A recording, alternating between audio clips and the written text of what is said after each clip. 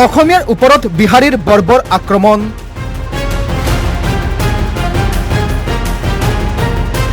ৰাজধানী চহৰ গুৱাহাটীৰ মাজমজিয়াত সংঘটিত হৈছে এই ঘটনা। ঘটনাক লৈ ৰাজ্যজুৰি চাঞ্চল্য। খিলঞ্জীয়াক আক্ৰমণক লৈ দল সংগঠনৰ উত্তাল প্ৰতিবাদ।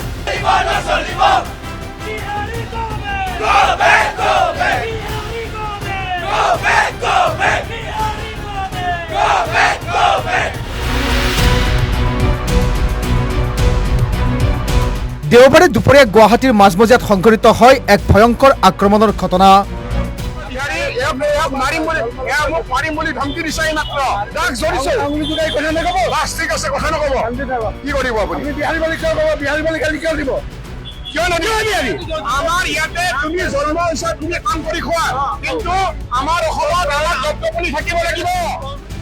আঠজনগৰত বিহাৰীয়ে গুৰুলাগুৰুলকৈ প্ৰহাৰ কৰিলে অসমীয়াক। বাতৰি সংগ্ৰহ কৰিবলৈ যোৱা সাংবাদিকৰ ওপৰতো কৰিলে আক্ৰমণ। বিহাৰীৰ আক্ৰমণত আহত সংবাদকৰ্মী। সমগ্ৰ ঘটনাৰ আঁৰত বিজয় গুপ্তাৰ ঘনিষ্ঠ আলোক ত্ৰিপাঠী। দেওবাৰৰ এই ঘটনাৰ পিছত সোমবাৰে উত্তপ্ত হৈ পৰিল আৰ্যনগৰ। এটাৰ পিছত আন এটা সংগঠনে প্ৰতিবাদ সাব্যস্ত কৰিলে আৰ্যনগৰত।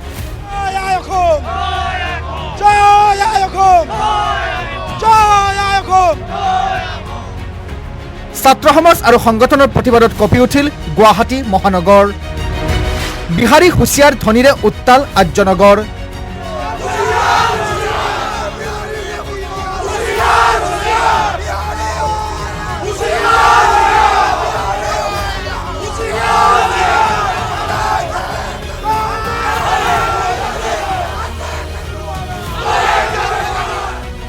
অসমীয়া গৌবেগ ধ্বনি দিয়া বহিৰাগতৰ বিৰুদ্ধে ছাত্ৰ সমাজৰ গৰ্জন।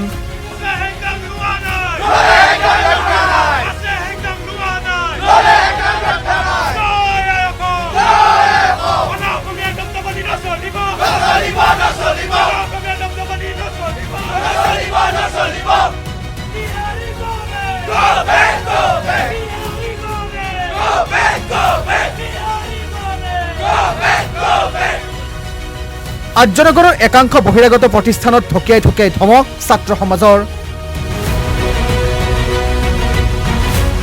অসমীয়াক গৌবেগ ধ্বনি দিয়া মানে মুখ্যমন্ত্ৰী হিমন্ত বিশ্ব শৰ্মাকো গৌবেগ দিয়া।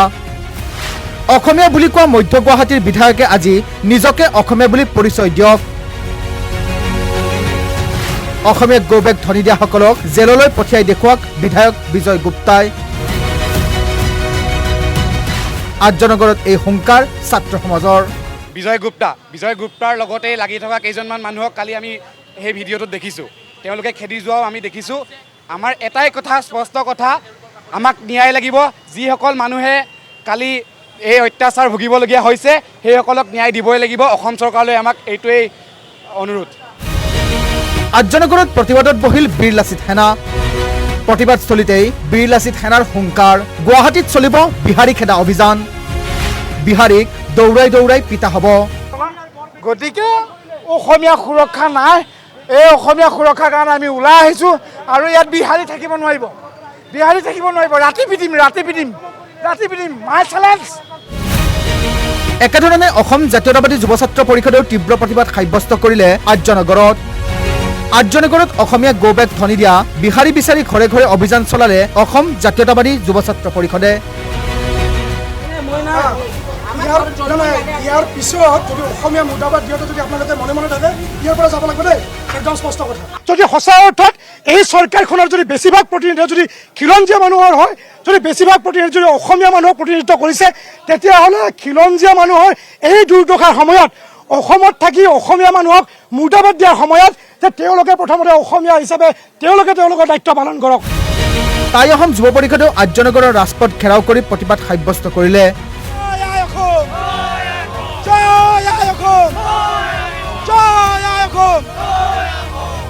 প্ৰতিবাদত তাই অসম যুৱ পৰিষদৰ প্ৰশ্ন, আলোক ত্ৰিপাঠী কেনেকৈ হ'ল অসম কাবাডী সন্থাৰ সম্পাদক? আলোক ত্ৰিপাঠীক গ্ৰেপ্তাৰ কৰিবলৈ ভয় কৰে নেকি আৰক্ষীয়ে?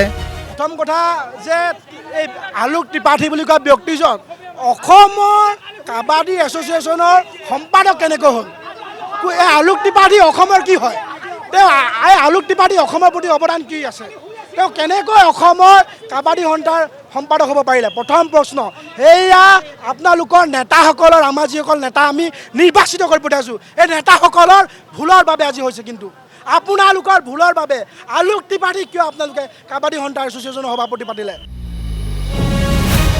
এনেদৰে সোমবাৰৰ দিনটোত প্ৰতিবাদমুখী হৈ পৰিল আৰ্যনগৰৰ ৰাজপথ সকলোৰে এটাই দাবী এই আক্ৰমণৰ ঘটনাক নেতৃত্ব দিয়া আলোক ত্ৰিপাঠীক গ্ৰেপ্তাৰ কৰিব লাগে আৰক্ষীয়ে ভিডিঅ' জাৰ্নেলিষ্ট মৃন্ময় সহযোগত মিতুল দাসৰ ৰিপৰ্ট আছাম টক্স।